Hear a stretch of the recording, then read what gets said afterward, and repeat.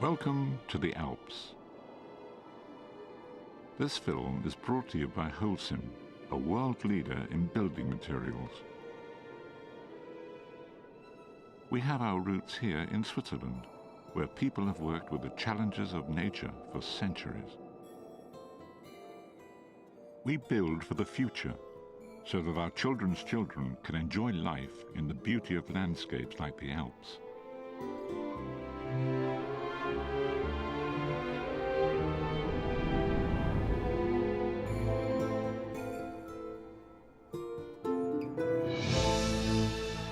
We proudly present this real-life story of strength, performance, and passion.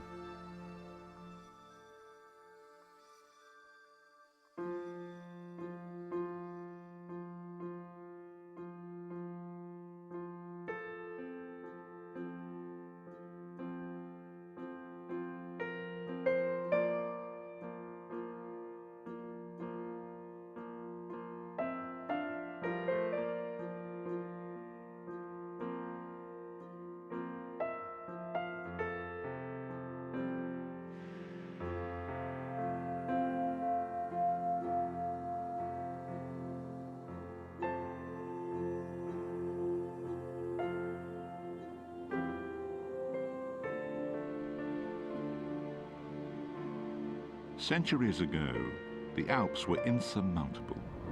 Too tall, too rugged, too steep to cross. Over time, people with ingenuity and courage overcame this great natural barrier. Climbers are still attracted to these jagged peaks, none more treacherous than the north face of the Eiger.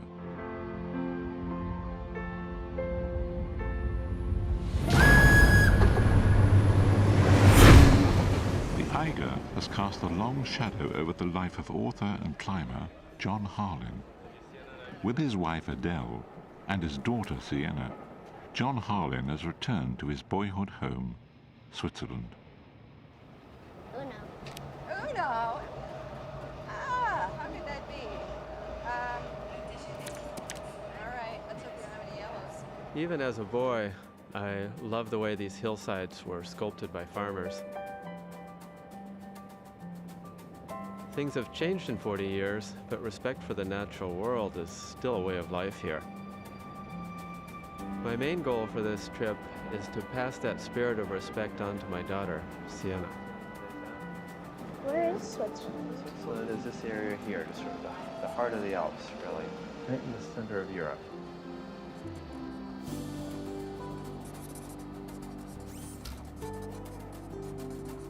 How long are the Alps?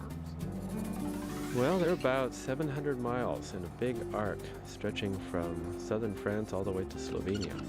Wow. Europe sits between Africa and Asia, but the continents didn't always look like this. Way back in time, the continuously shifting plates of the Earth's surface pushed the continent of Africa slowly north until it rammed into Europe.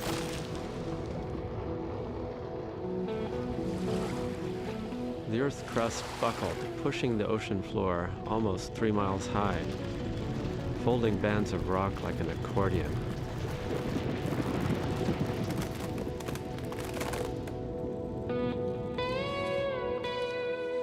I love the Alps. It speaks to my soul, to my heart.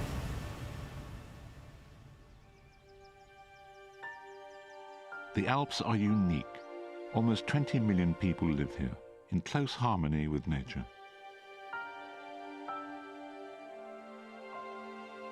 You have villages, little villages, in just the most improbable of locations.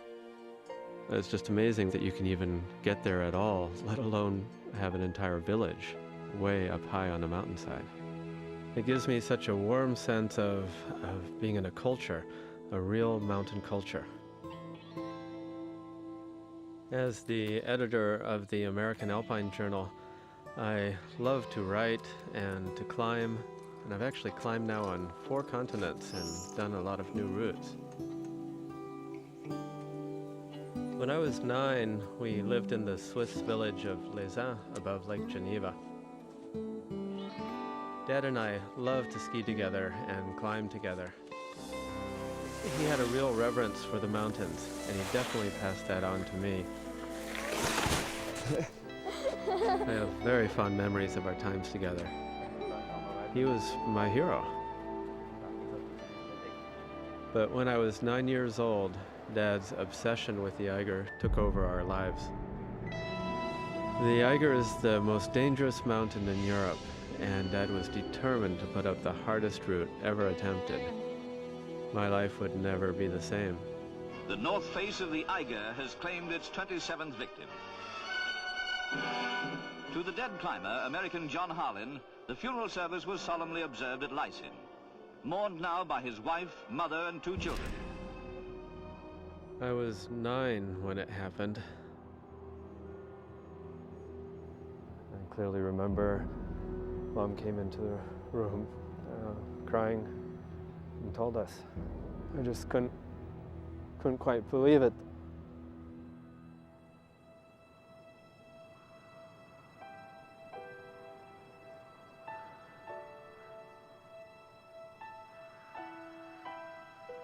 It was 40 years ago that Dad died. Ever since, I've had unfinished business with the Eiger. Now the time feels right to confront my fears and honor my father.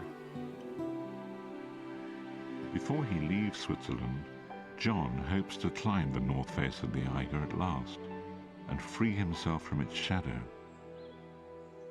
I promised Adele that I would not attempt the Eiger without the very best climbers at my side, Robert and Daniela Jasper. Robert has made it all the way up the north face of the Eiger a dozen times. His wife Daniela is also a superb climber.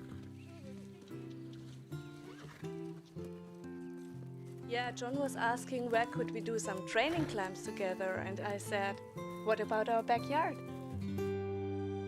The Jaspers and I both want to develop a sixth sense about each other and how we climb. They are every bit as interested in safety as I am.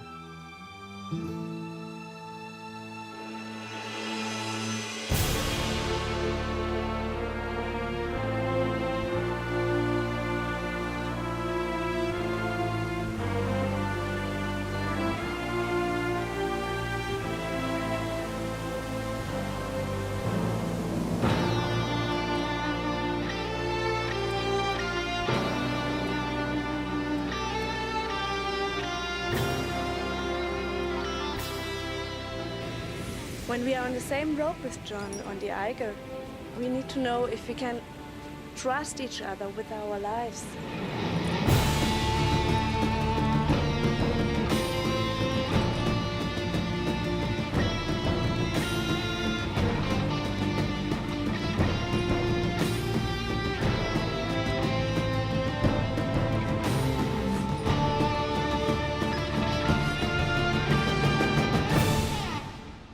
Warm days make the Eiger too risky to climb.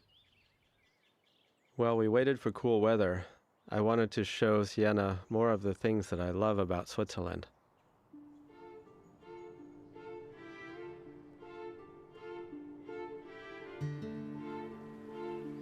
The mountain passes were once impossible to cross most of the year. Because of the Alps, the Italian region of Switzerland developed separately from the French and German parts. We're in the southeast tip of Switzerland, the region of Ticino, where the people speak Italian.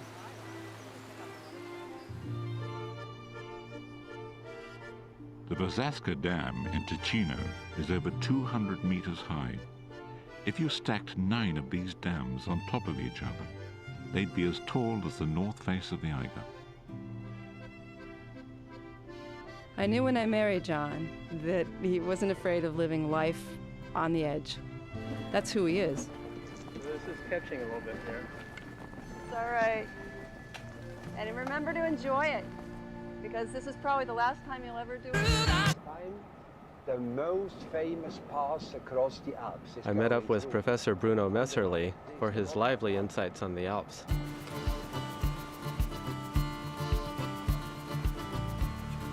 Bruno Messerli studies how we as a species interact with these mountains. To connect with the outside world, they've had to tunnel through massive mountains, bridge valleys, and carve roads into huge cliffs. Switzerland looks small on the map, but the mountains give it a large vertical dimension. I mean, this exercise begins several thousand years ago. People came in here and had to adapt to this fantastic landscape. So would the same farmer have land in the bottom of the valley and also up in the hill? Yes, it was not easy. But look here, you see in the lower valley bottom, they could plow, they had barley, they had the cows, the cattle. Then comes the steep slope here up, and then there must be the forest. Then is again grazing land, and then begins the stony part, then comes the snow and the ice. It is fantastic to have in a vertical structure all these different belts.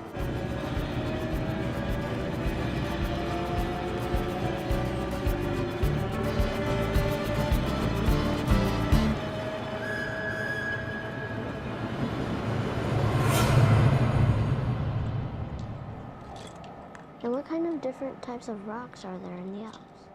Well, there's limestone, which is sedimentary. There's some crystalline rocks of different types, including granite. And how tall are the Alps? Well, they go up to 15,000 feet or more.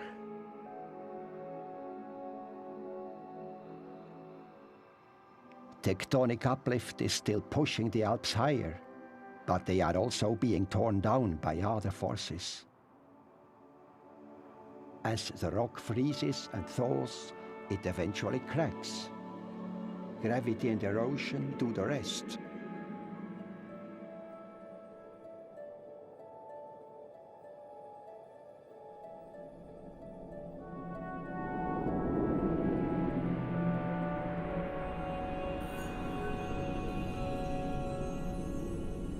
Many of the rocks that slide off these peaks are carted away to the valleys by the great alpine glaciers.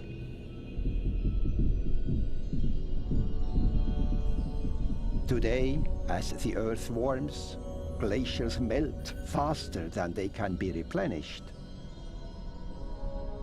At this rate, even the largest alpine glaciers will shrink to small fragments by the end of this century. To drive this point home, Professor Messerli showed me the Aletsch Glacier, which has retreated 2 miles since 1850. It is the longest glacier of the Alps, not only of Switzerland, yes. And it is longer than all the glaciers around Mount Everest. 23 kilometers here, you know. And if the glacier was all the way down here 150 years ago, and now it's up there, is it retreating even faster now than it was then? Yes, we are worried about it.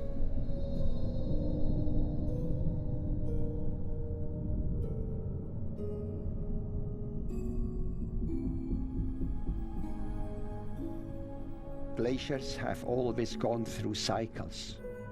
Each time they advanced, glaciers helped reshape the Alps. Yes, like that, but they are always changing even today. But look, we have something like Today, throughout the Alps, the Ice Age has left its mark. Although glaciers never touched this ridge, they carved away its base on both sides. Pulled down by gravity and erosion, the rock fell off, leaving this Fraser's edge. Glaciers can carve away the base of a mountain, leaving a single jagged peak called a horn. The most famous such peak is the Matterhorn.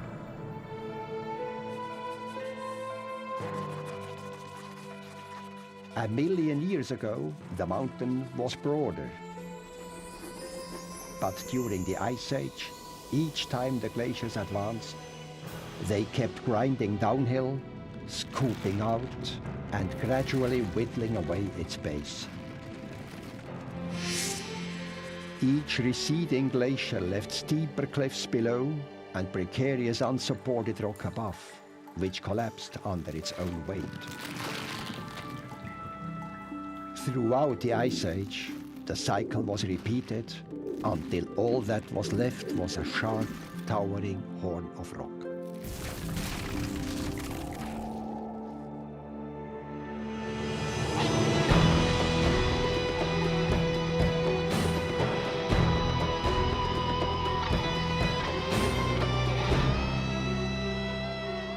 14,730 feet, this dramatic icon straddles the border between Italy and Switzerland.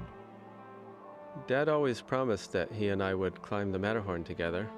We never got the chance, but I've climbed it twice. So this is where Whymper stayed, huh? Edward Whymper was the first to climb the Matterhorn in 1865, setting out from the village of Zermatt. Italians were going up and he had to race them to the top, and so he set off from here for the final successful climb.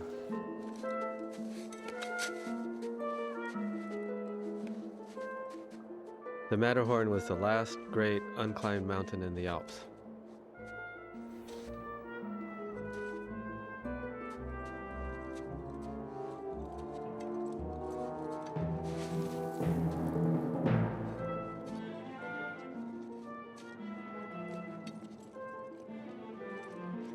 For their first attempt, they kept trying from the Italian side because it looks easier from a distance, but in fact the way the geology of the mountain goes, the holds are much more in-cut and easier to use on the Swiss side.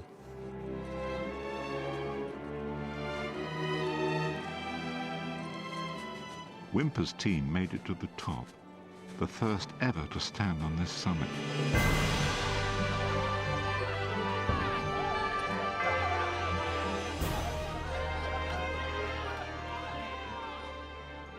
But on the descent, the rope broke.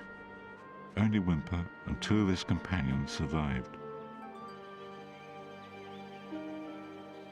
Many thousands of people come to the Matterhorn each winter for one thing: snow. I study snow to understand the fundamental processes that can lead to large avalanches.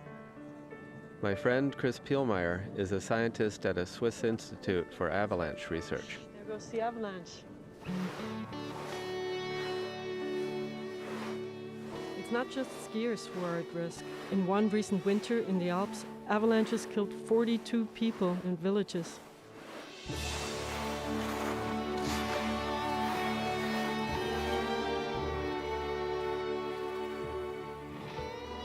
By redirecting the wind flow, these small and innovative structures keep snowdrifts from accumulating.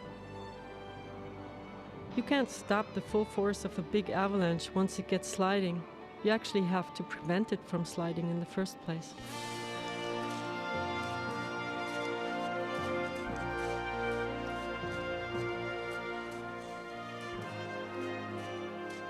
The snowpack consists of many layers held in place by millions of tiny little bonds between the snow crystals. By probing the density of each layer, Chris can test the stability of the snowpack. The crystals constantly change, so one layer that was stable could become very weak, and a weak layer could become strong in time. That weak joint can later fail and produce an avalanche. We trigger avalanches to get information. In the slide path, we have geophones. We measure the pressure, the speed. You only know how powerful it is when you have once measured it.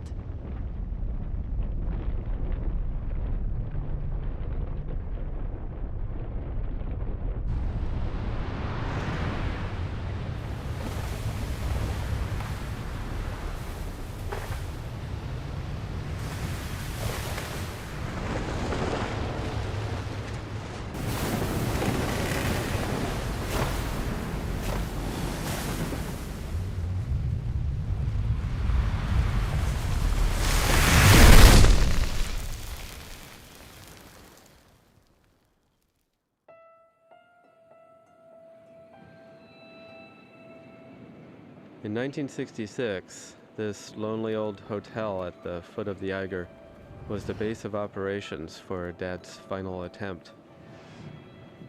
A journalist stood here on the terrace and watched through a telescope as Dad fell to his death. Now, this hotel will be our home for a week or a month, whatever it takes. The Eiger has the worst weather in the Alps.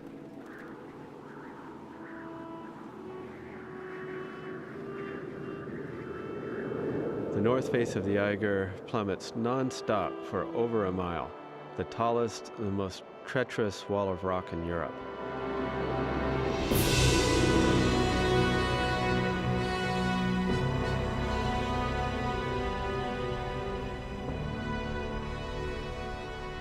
It's a huge, steep face of loose and crumbling limestone, a shooting gallery of falling rock.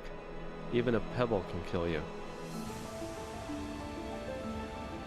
When it snows, avalanches can knock you off the wall. But still, we plan to climb when it's cold because there's less rockfall. The ice and snow lock the loose rock into place.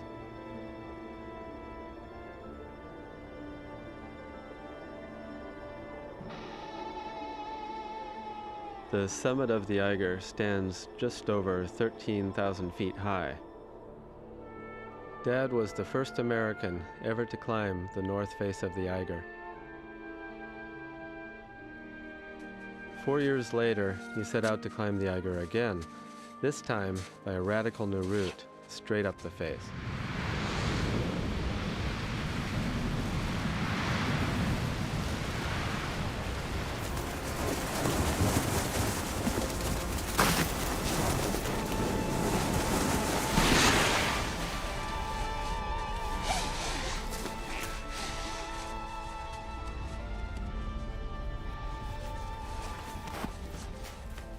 When yet another blizzard hit, Dad and his two teammates were trapped halfway up the mountain at a place called the Death Bivouac. Their ropes were suffering from wear and tear. For nearly 2 weeks, they lived in a snow cave.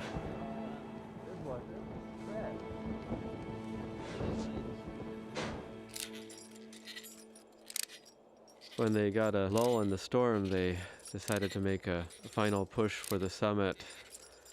Dad was going up a rope. They noticed that the ropes were frayed, but his teammate thought the rope would hold.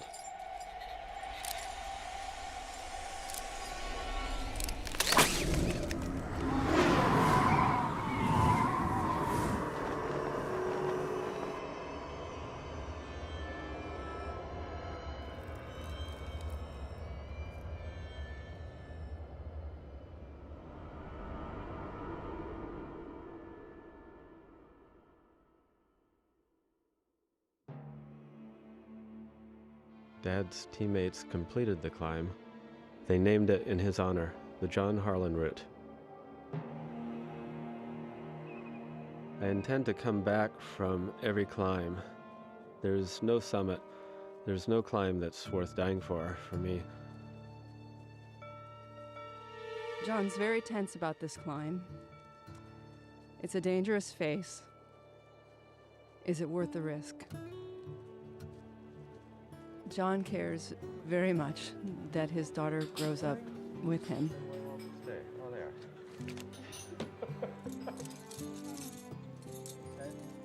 The key to climbing safely is being methodical.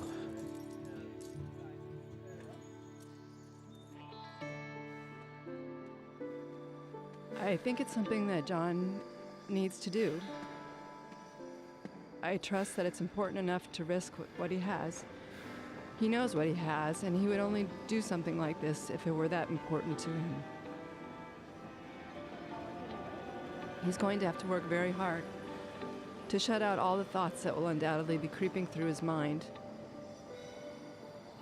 And I think when he reaches the point where his father fell, that is going to be a very emotional moment for him. Be careful. Yeah. Everything will be fine. We waited for perfect conditions. Great. I love you. You too. Bye. Sienna. Okay.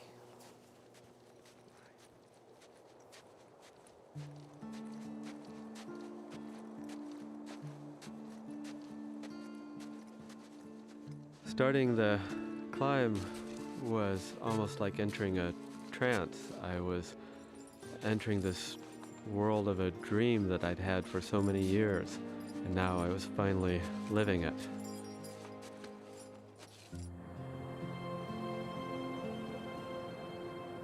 I've waited 40 years to set foot on the Eiger, but for the next 3 days, I need to put my emotions on hold and try to treat this like any other climb. Robert was the first person to tell me that the Eiger was his favorite mountain, a place that was a part of his heart and soul. And the only other person I knew who felt that way was my father.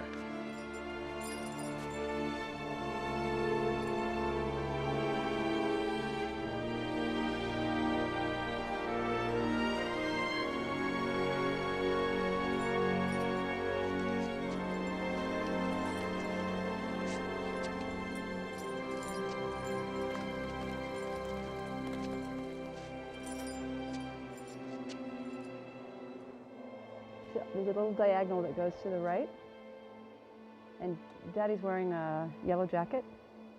I don't see him. No, keep looking a little closer.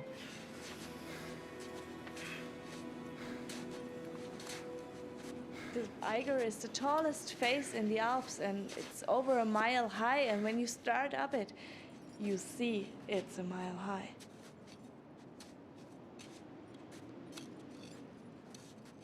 This is a 3-day climb. My back is already really hurting me. When I got to the bivouac and opened my pack, I found a note from my ladies. Dearest John, embrace this experience. Think one step at a time and remember that we are with you at all times. I love you, Adele. I love you too, Adele. Sienna. Sienna wrote love, love, love, love, love all over this. So wonderful. Well, have a safe night and climb well tomorrow. When you climb in the Eiger North face, you hear the cowbells and the noises from down there, but in the same time you feel to be very far away. I'll be lying on one side the whole night, but I'll be tied in so I don't have to worry about rolling off.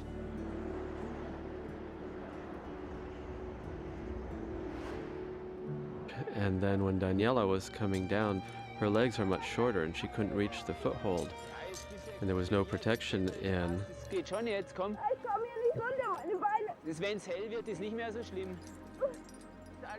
I was stuck on the bivouac ledge, and I knew if I would jump and miss the foothold, I would tumble down about 80 feet before the rope could catch me. Leucht mal runter, dann siehst du schon, wo du mit den Füßen hin musst. Geht schon, vorsichtig einfach. She managed to make it down okay, fortunately. But it was an ominous start to the day.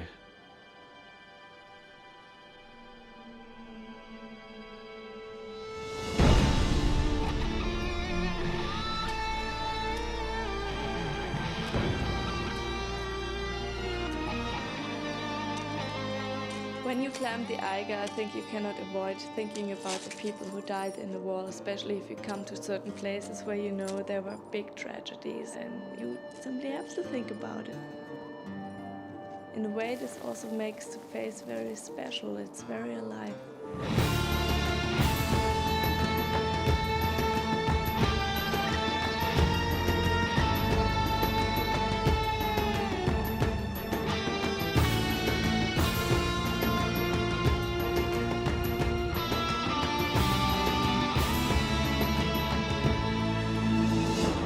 The scary thing about the Eiger is that the rock is often loose, and so if you fall and the protection doesn't hold, then you can fall a very long ways. Even a dangerous climb can be made safer if you just approach it intelligently. We need to secure the ropes to the cliff, so as I go up, I look for good cracks for anchors where the rock is solid enough. But the rock is coated in ice, so even with the axes, it's hard to get a solid grip.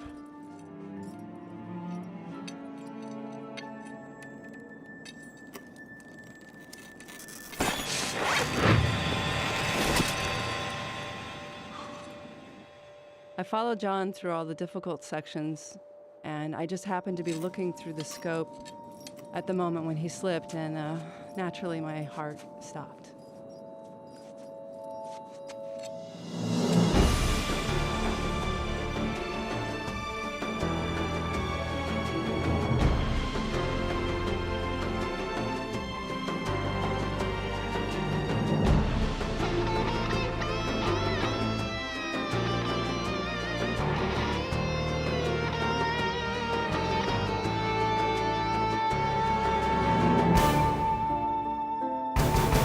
weather on the Eiger changes very fast. Really crazy weather. Down in the valley you have clear sunshine, and up there you have a snowstorm.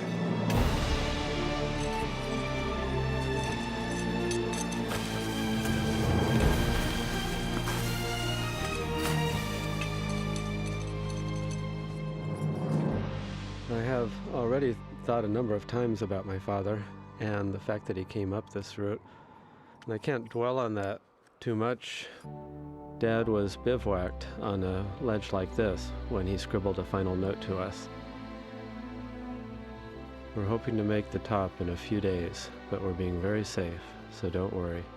Love you all very, very much. Dad.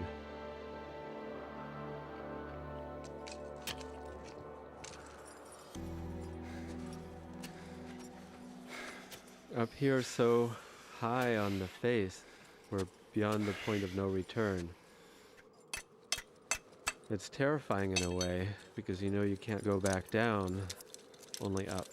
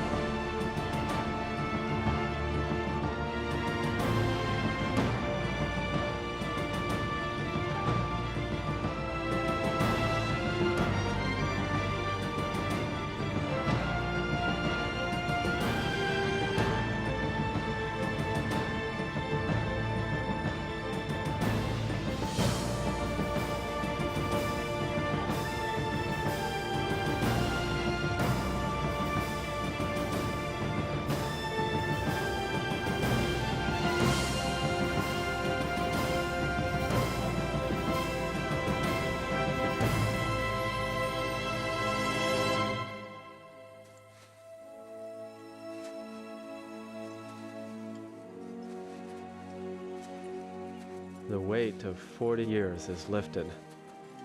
But I was emotionally exhausted, and so was Daniela.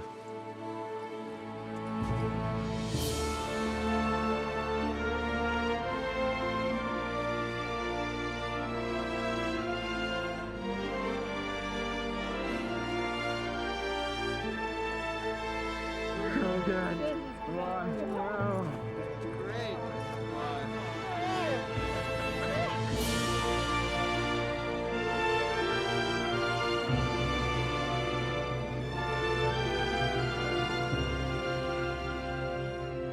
For me, this climb has helped heal an old wound. But instead of focusing on my connection with Dad, like I expected, I felt much closer to my wife and daughter, who stood by me while I did what I had to do. See you really soon, okay? I love you too. By the time I got to the summit, my back pain was getting much worse. Ride the wild wind. Robert persuaded me to get lifted off the mountain. This was no easy decision for me. Ride the wild wind. I really wanted to keep going, but I knew he was right.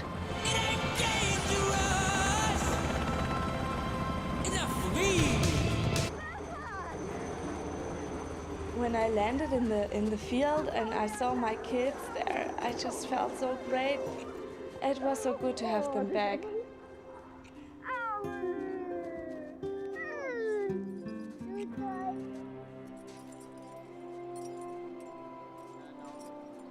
Often the way down is much more dangerous than the way up because you are really tired, and so you must think about every step.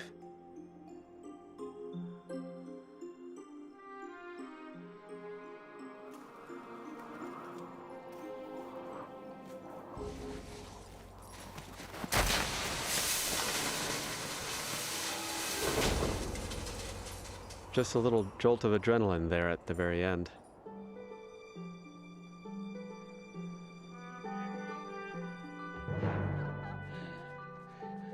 Congratulations!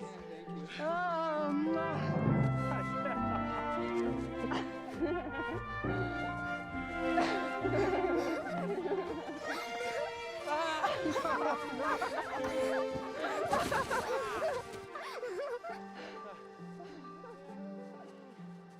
The emotional struggle that I went through on the Eiger was worth it because it has allowed me to connect Siena with this love for the mountains that I felt as a boy. But I have one more stop to make, back to the town of Les Uns, where I grew up. Dad was buried here in a snowstorm. When I was here before, it had always been a very sad experience, but this time I felt like I'd been freed in many ways. Like I'd done the climb and honored my father and moved on. It was almost a liberating experience to be here.